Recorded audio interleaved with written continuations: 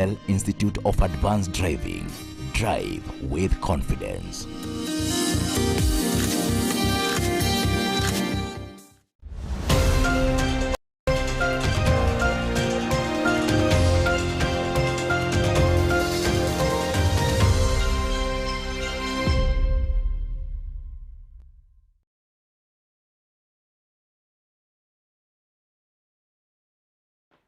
Good evening from wherever you're watching us from. I trust your day was fine. This is Mwangaza Prime News, and many thanks for choosing us to inform you tonight. My name is Daisy Paul, and our sign language interpreter is Wanjiro Kahuria. Now, at least 7 Kenyans and 2 Chinese nationals are feared dead after a lifting machine tumbled down at a construction site in Kilimani, Nairobi. Regional Police Boss Augustine Nthumbi confirmed the incident, saying rescue operations at the building site are ongoing, which is located opposite Silver Spring Hotel. Kilimani Police Boss Andrew Muturi confirmed that joint effort to find more bodies, if there are any, was underway, as bodies were yet to be taken away from the scene. The 14-story building is a students' hostel managed by Kwetu that is being constructed near Daystar University.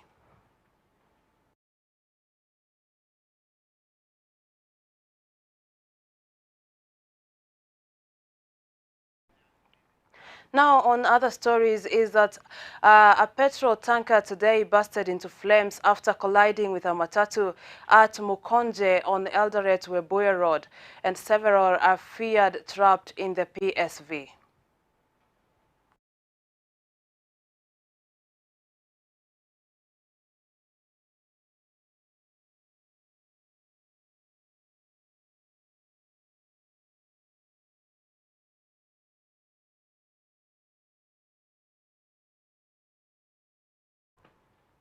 And moving on, the government spokesperson Cyrus Oguna has said that most counties, around 23 of them, are experiencing lack of harvest due to lack of enough rainfall in the last 1 to 2 years. He has added that among the 23, 6 are badly affected, among them Wajir, Garissa, Mandera, Isiolo, Marsabit, and Tana River counties. The government has given 1.5 billion to help in the areas hardly hit by the drought. Hasala banja la njaa. Ni kweli kwamba kuna maeneo za nchi hii ambazo zimekumbwa na uhaba wa chakula, kwa sababu kwamba kwa kipindi kama mwaka mmoja kuelekea miaka miwili hatuja kuwa na mvua ya kutosha ya kuweza kuzalisha chakula ya kuweza kutosheleza wananchi wote. Kwa hivyo kuna kaunti karibu 23 ambazo zina matatizo, lakini kati hizo 23, 6 ndio mbaya zaidi, ikiwa mojawapo ni Wajir, Garissa, Mandera, pamoja na Marsabit, Isiolo, nadhani pamoja na Tana River.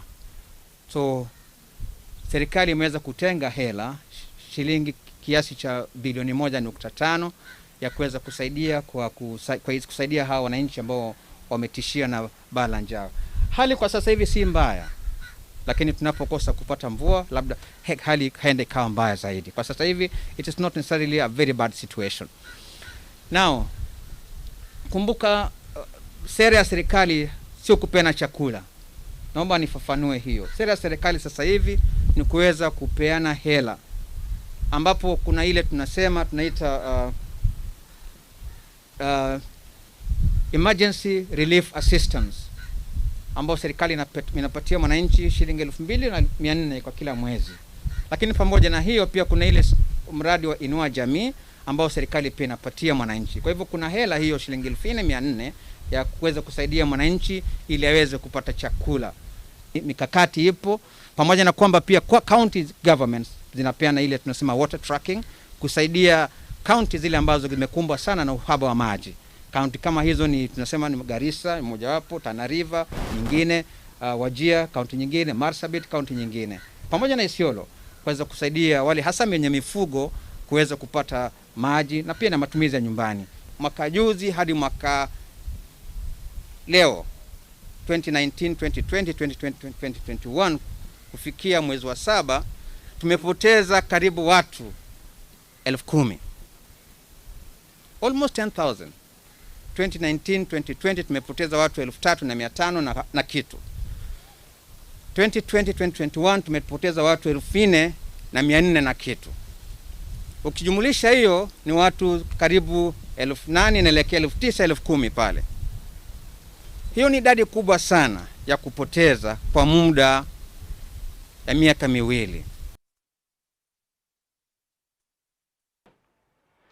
Now, 42 households were victims of the Sunday night house demolitions in Mwangaza area of Isiolo have received food aid from the Kenya Red Cross, as well as construction materials such as timber, iron sheets, and nails from the county government to help rebuild their houses. We have that report from Maureen Wanjero.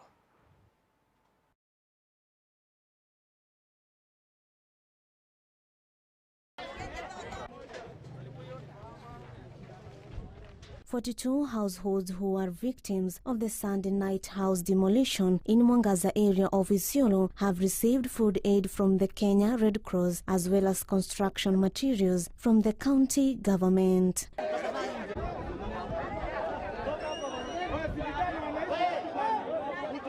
Isiolo County Government Chief Officer in charge of Special Programs, Abdi Dabaso, yesterday delivered the construction materials to the 42 household members who have been spending their nights in the cold since the Sunday night demolition exercise that resulted to the public uproar with the irate residents. Hapa mali tuko saizi ni mara ya pili. Tuko na huzuni sana, kwani kila wakati manyumba zinabomolewa, watu wanaathirika na tunakuja kusefu watu.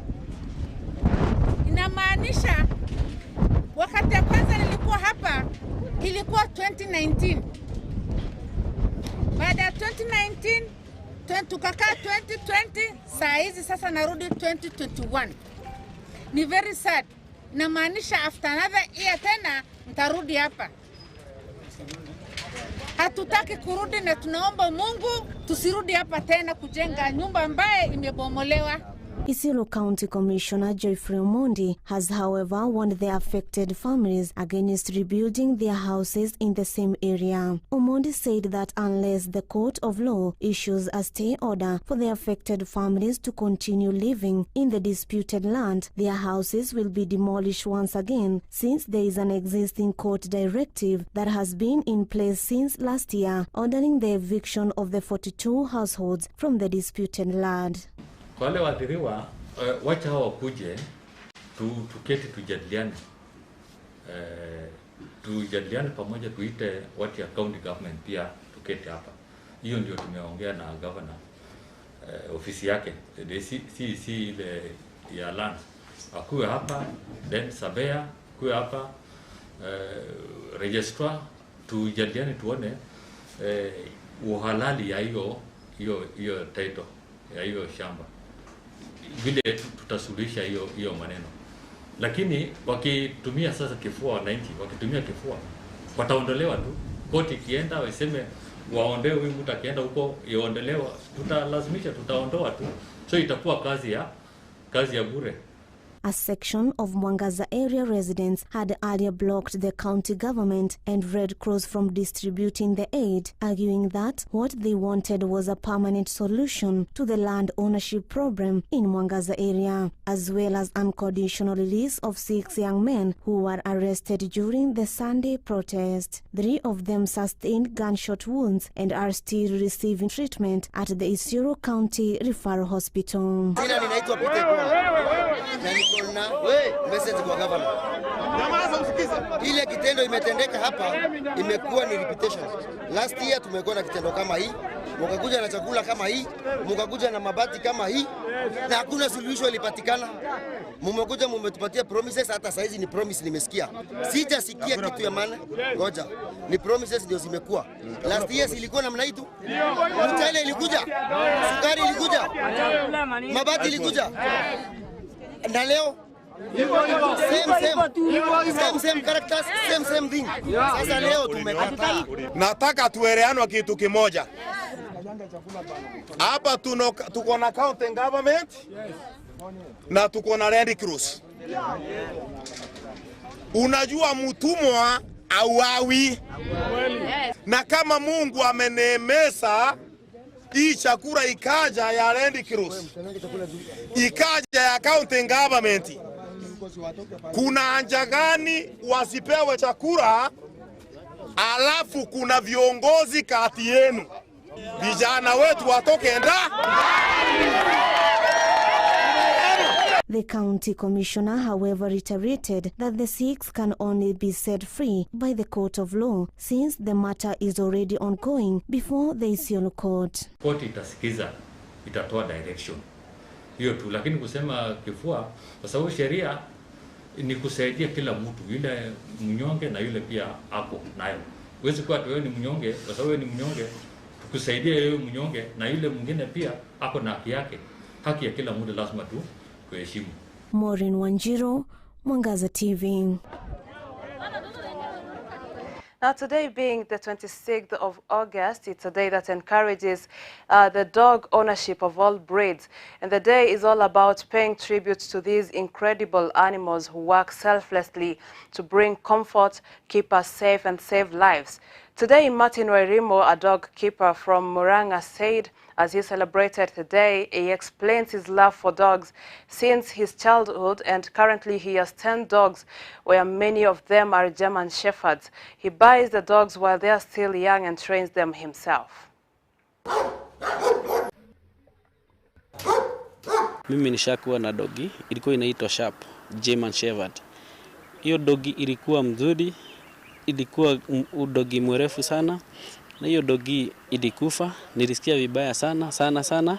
Hii umbwa ukiwa na hizi umbwa mbili uhitaji watchman, hata heri umbwa kuliko watchman. Kama dogi imesikia kuna shida, inakujaga pale kwa mlango, inakibia tena, inaenda pale kuna shida, inarudi tena kwa mlango, mpaka unajiuliza ni nini hiyo dogi imebweka na nguvu namna hiyo. Na ni biashara mzuri. Kama huyu unaona hapa mdogo, akiwa mdogo na miezi 4 unauza 30k, kama huyu ako na miezi 7 unauza 50k. Sasa mtu akitaka kama huyu Japanese akiwa mdogo kama mwingine alikuwa hapa, unauza kama huyu unauza 20k. Ni biashara pia mzuri sana ya dogi. Tafadhali ubwa ni kitu ya maana na ni kitu ya muhimu. Mimi hata nikikuta pahali mtu akirushia ubwa mawe, mimi usimama na namwambia tafadhali usifanye hivyo tena. Na mbwa ni kitu ya maana. Mbwa ni kitu tena, ni security, ni kitu ya maana sana. Outdated and cultural traditional beliefs in some communities in Kwale have continued to leave out women in major decisions making on crucial issues affecting them and the society. This has left them out of development planning and crucial matters that they are part of in the community. Margaret Kamau has that report. Outdated cultural and traditional beliefs in some communities in Kwale County have continued to leave out women in major decisions making in crucial issues affecting them and the society. Baba kama baba asema mimi pesa yangu ya mfukoni siwezi msomesha mtoto wa kike, na haijawahi tokea kumsomesha mtoto wa kike kwa sababu mtoto wa kike ni hasara. But a 5-year program dubbed She Lead by Network for Adolescent and Youth for Africa targets adolescent girls and young women to increase sustained influence in decision and transformation of gender norms in formal and informal institutions. Esther Ndinya, Network for Adolescent and Youth for Africa officer, said that the program targets women between the age of 14 to 30 years old to ensure they raise their voices from the county, national and international levels as they fight for their rightful positions in the society. Kwa sasa tunautekeleza mradi unaoitwa She Leads. Unaangazia kuwahamasisha na kuelimisha wasichana kuanzia miaka 14 hadi 30 waweze kufahamu haki zao kisha wahusishwe katika uamuzi. Huu uamuzi tunaozingatia ni kuanzia pale nyanjani, kijijini, kwenye county, national government na hata international. Hawa wasichana ni kwa vile wamepitia dhulma nyingi na tunapata kwamba hizi dhulma wanazozipitia hawana sauti na haki zao basi hazizingatiwi. She also added that Kwale County adolescent and women voices and opinions are not considered, but their male counterparts are given priority. Tunapata kwamba Kwale County, kwa wale wasichana ambao tunafanya nao kazi, tumekuwa na focused group discussion.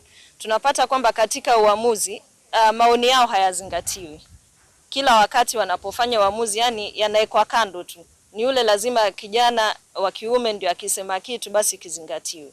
Tunapata kwamba hilo ndio la zaidi hapa, yani hawasikizwi. Kwale Girls Advocate Rispa Mwaka say that the society still embraces the culture and tradition of not educating girls, with them also being termed as a tool for marriage to entertain men, and say that it is wrong to think that women are just supposed to be married against their wishes. Utakuta hasa msichana malengo yake pengine amesema mimi nitasoma niwe daktari nisaidie familia. Hasa kupitia ile jamii akimwelezea babake hivyo, anamwambia msichana mimi nataka kupata ng'ombe nyingi ama nataka kupata hivi. Ndio unakuta elimu kwa wasichana huwa inadidimia. Mwatumu Abdalla said that women are sidelined and forced to get married, with major decisions that affect them taking place without their involvement. Unakuta jamii zingine zina ile mila ya kuwa msichana hapaswi kusoma kwa sababu msichana ataondoka aende akaolewe.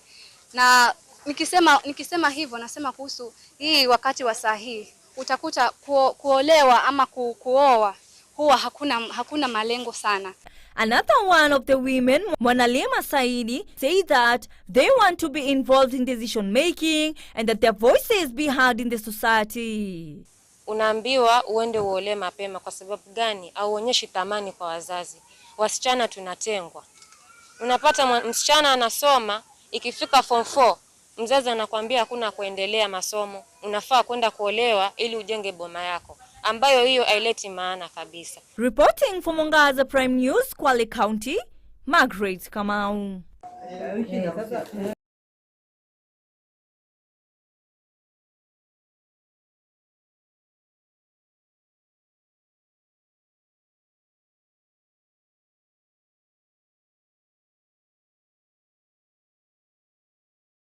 Now, over 300 landowners could face displacement following the recent exercise that was conducted by surveyors 3 months ago at the Mbokishi and Ololoipangi group ranches, which border Mau Forest. This is after the Court of Appeal ordered for the district's land registrar and surveyors to conduct fresh demarcations in 2017. Land disputes have arisen once again in Narok South after surveyors moved in to mark boundaries at the Bokishi and Ololoipangi group ranches, which border Mau Forest. Over 300 landowners faced displacement following the recent exercise that was conducted by surveyors 3 months ago. Ninaona beacons imewekwa hapa na amekata shamba yangu katikati. Serikali anajua kweli tuko na matitle na hii matitle zetu sio fake. Hiyo map nimeona hapa. Kutembea hapa usiku na masurveyors, kama shamba ni yako utaweza kuchora map usiku, unachora mchana ukionekana. According to Ololoipangi chairman Joseph Maren, the setting of new beacons in the area could lead to land conflicts that could lead to insecurities as landowners have decided to protect their parcels of land. Hiyo obviously vita inaweza tokea kwa sababu ukikuja kuambiwa toka kwa hii shamba utaenda wapi? Na mtu ambaye anatoka nchi nyingine ambaye yeye ako na eka 10 ama nini mashamba 10 mahali singine atakuja kukueleza atitoka kwa ile shamba ambaye nini hatuuna haki hapa. Daniel Lebo expressed that historically the land was subdivided in 1974, but when the surveyors moved to demarcate the land recently, they messed and allocated the 300 title deeds to Mbokishi Group Ranch, a matter that has raised tension in the region. Demarcation ya 1974 around kwa mashamba yote ya by then ilikuwa inaitwa Usupuko Division. Mashamba zote zikachorwa, kulikuwa na wasee ambao walikuwa wanaongozwa na wasee kama kina Titame Yole Sanke, Late Koriata na wengine ambao walikuwa wanaitwa demarcating committee. Pastor Ezekiel Mutai said he bought land at Ololoipangi Group Ranch in 1991 and received his title deed in 1997. 1991 bila niliingia hapa na nilinunua shamba kwa family ya Lebo. Alinionyesha title. The father of 7 said he has nowhere to go as he had already established his life in the location. Tangu siku hiyo wewe ulisema watoto wangu ni mimi kama watoto 7 na bibi moja. Na tangu siku hiyo nilikaa hapa 97 hii mashamba akakatwa. Nikapata title Hata saa hii niko na title yangu ambayo ninamiliki nayo shamba yangu. Kwa hivyo mimi sina naye maneno mingi. Hii shamba ni yetu. However, according to Jackson Kamoe, who is the chairman at Mbokishi Group Ranch, the land register and surveyors are not to blame as they are only implementing court orders that were issued in 2017. Ikawa appeal, ikaruliwa 208 na High Court na ikaonyesha shamba ni ya Mbokishi. Ikawa tena Court of Appeal na ikaruliwa 2017. Kamoe said the titles should be cancelled as they were acquired through dubious means. So nilikuwa nataka kuambia wasilaumu ofisi ya administration, wasilaumu ofisi ya district surveyor, wasilaumu ofisi ya registrar. Hii judgment ilitoka Court of Appeal.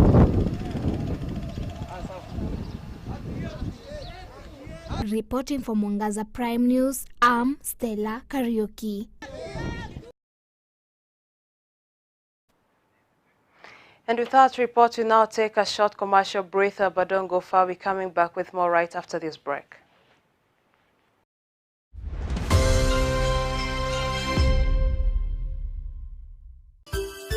Unatazama Mwangaza TV, tumaini lako.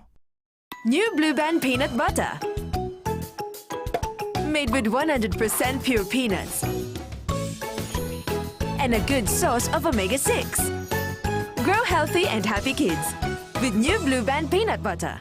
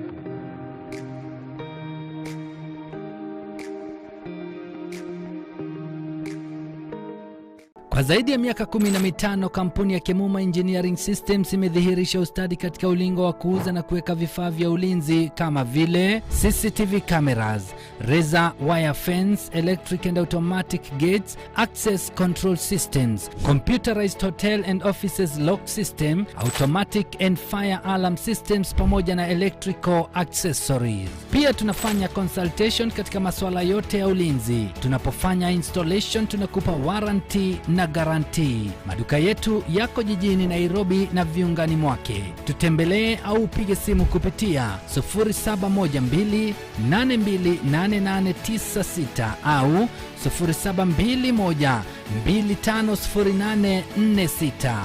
Kemuma Engineering Systems. Security at its best.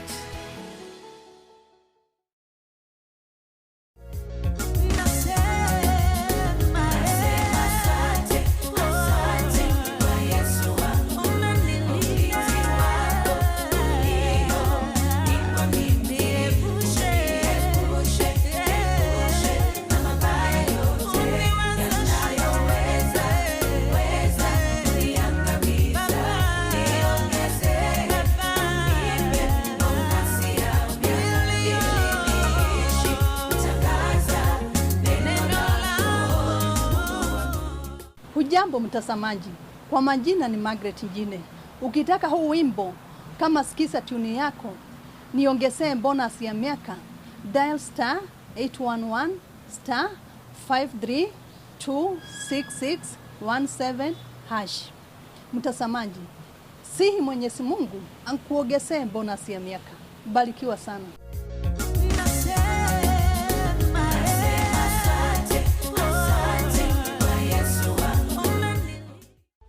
Neno la uzima, ukiletewa na mtumishi wa Mungu Askofu Edward Mwai pamoja na watumishi wengine wa kanisa la Jesus Winner Ministry. Lawama inafanya watu waongee. Lawama inafanya hata Mungu asikie baya.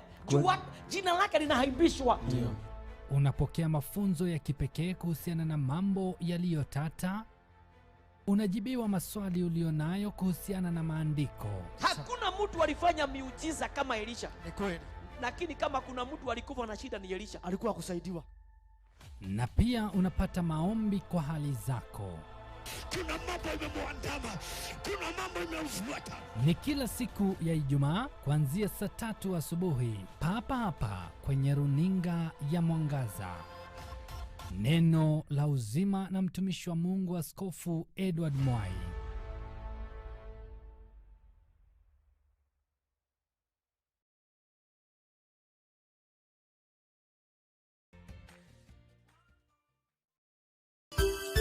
Unatazama Mwangaza TV, tumaini lako.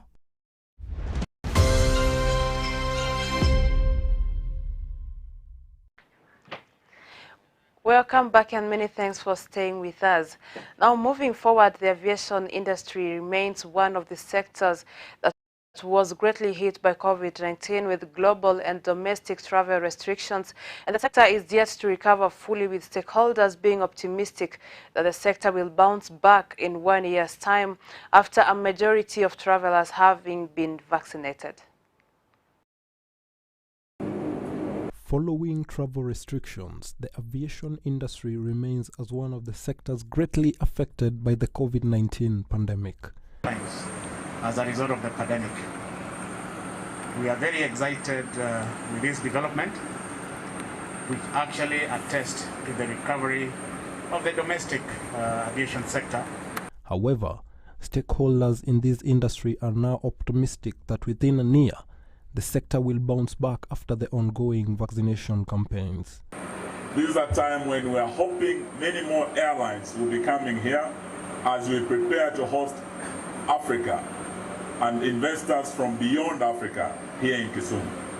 Kenya Airports Authority Managing Director Alex Gitari, during the official launch of Renegade flights from Wilson Airport to Kisumu International Airport, said the aviation sector is on mend and that a lot is being done to keep it afloat, with key investments being made to expand domestic and international aviation.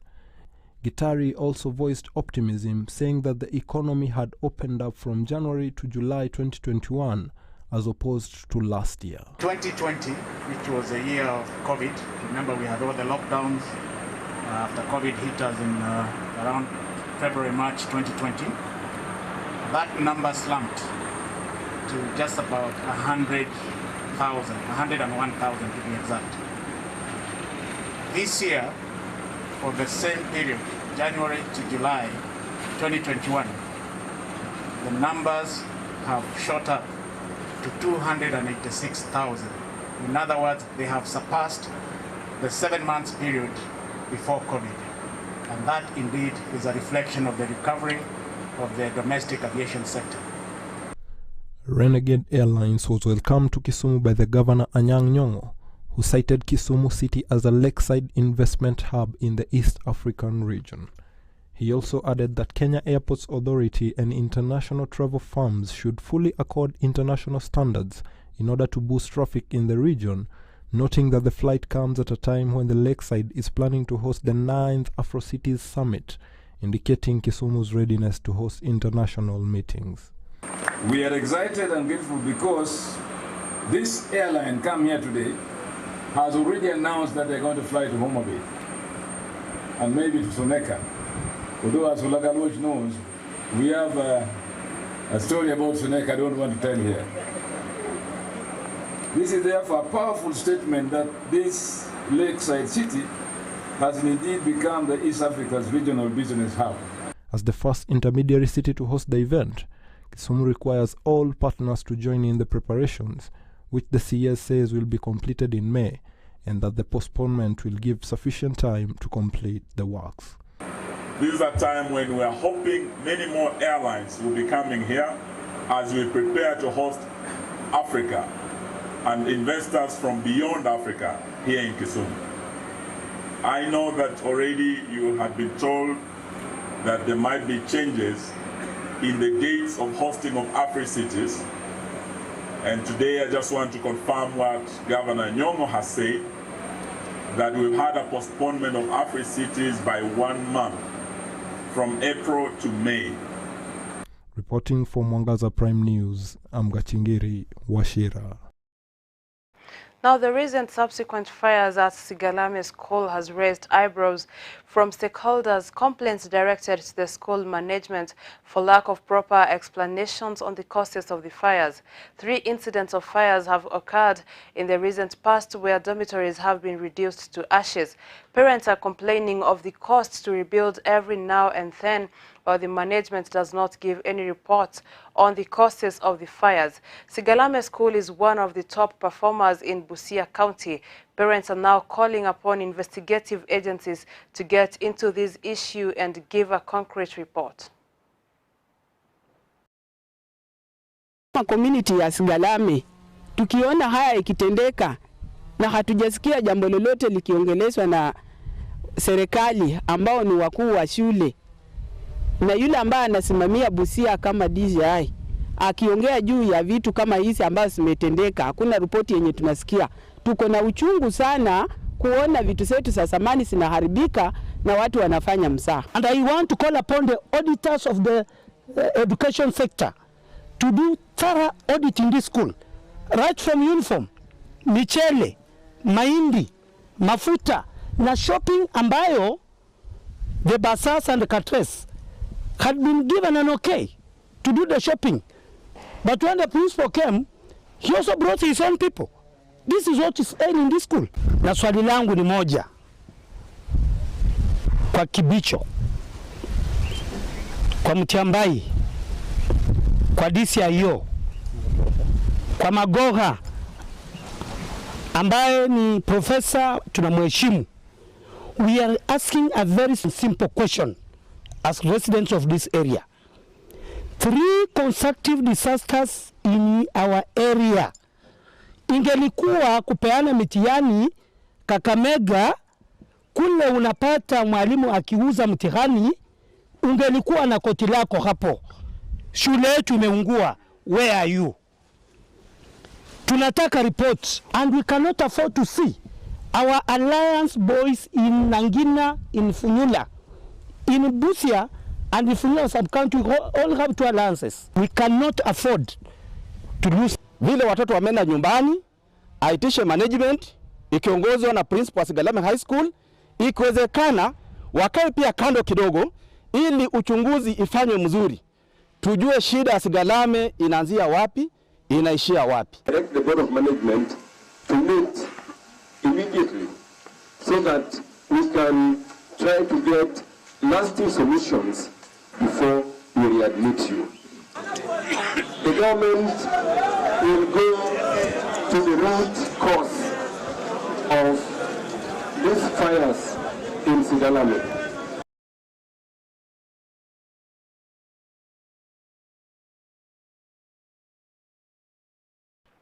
A family in Kericho is in tears and agony after their son, a 4th-year student at Dedan Kimathi University of Technology, was murdered in unclear circumstances. The family, who claim to have received no reports on the death of their kin, are now calling upon the investigative agencies and the Interior Cabinet Secretary, Dr. Fred Matiang'i, to come to their aid and bring the culprits to book.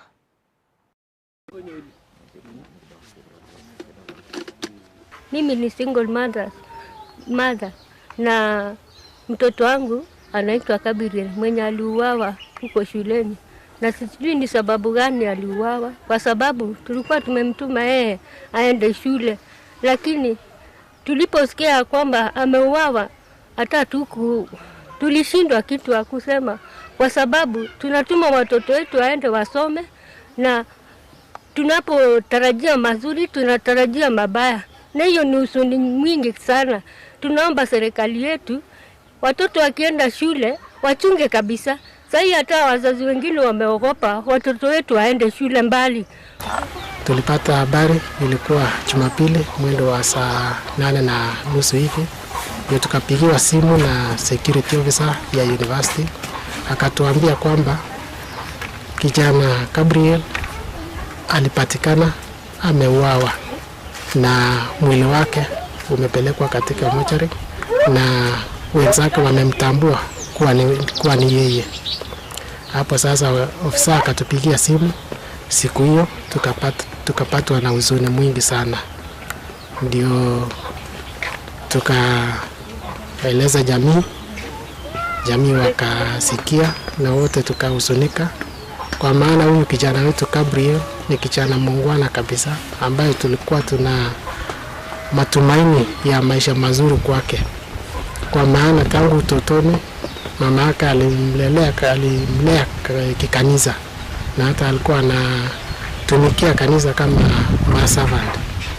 Tunataka kabisa ile watu waliwa hiyo kijana. Tunataka serikali kabisa CIT Matiang'i amaje abanye kazi yake. Angalia hiyo kazi kabisa ile alifanywa. Ile alitesa hiyo mtoto na aliwawa wapi? Si bado hajapata roboti yote aliwawa wapi? Hiyo mtoto. Tunataka roboti yote kwa Kiswahili. Si hatutaki tena kesho tunalia, tunataka tuchue. Hata nyinyi nachua kutoka leo hiyo aliwawa hiyo mtoto bila maneno yoyote, bila kusema alifanya nini.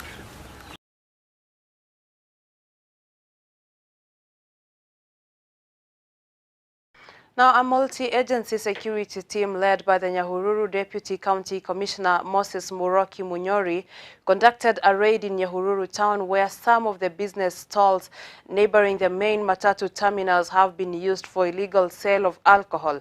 A number of stalls at the terminals were destroyed and the doors carried away as a measure of curbing this illegal business.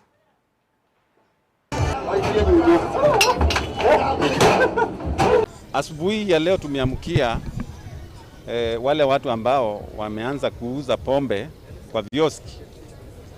Wale ambao wameanza wanauza asubuhi na mapema, kuanzia saa 11 asubuhi, ikifika saa 4 huwa wamefunga kwa sababu wanajua askari wako macho. Kwa hivyo leo tumefanya hiyo operation, tumeamkia, tumewashika wale ambao wanauza hizo pombe sitakikani kuuziwa hapa, na umeona kwamba tumevunja hiyo milango na hawatarudia hiyo tena. Na ningetaka pia kushukuru wananchi ambao wanatupasha habari mahali ambapo kuna hii pombe, na sasa tutaendelea crack down, na mimi najua kwamba wale ambao tumepiga leo ni wale ambao walikuwa notorious na hakuna pombe tena itapatikana katika hii area. Today's operation is all about removing structures and arresting the people who sell alcohol around the stage. To begin with, sisi hatujakubalia mtu yeyote kuuza pombe stage. Hakuna mtu ako na license ya kuuza pombe hapa stage. So it's illegal. At whatever time you may want to sell, it's illegal. We realize that people have been operating alcohol businesses within or around the stage or the bus park.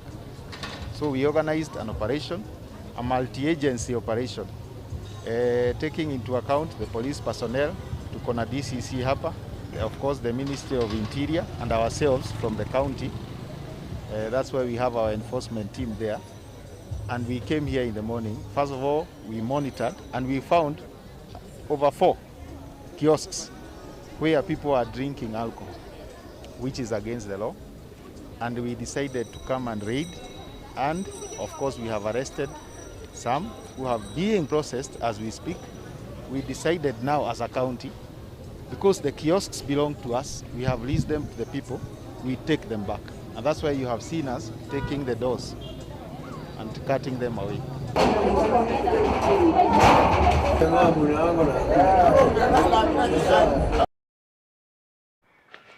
And at that report, we come to the end of our bulletin tonight. Many thanks for staying with us.